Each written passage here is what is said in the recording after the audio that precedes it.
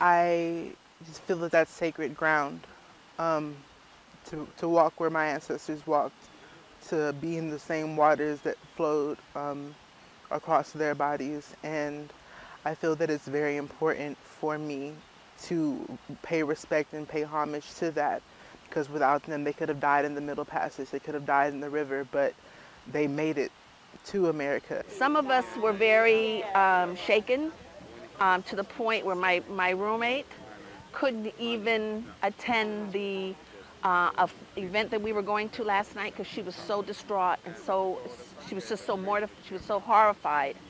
I think a lot of us were angry now, and I know I feel angry.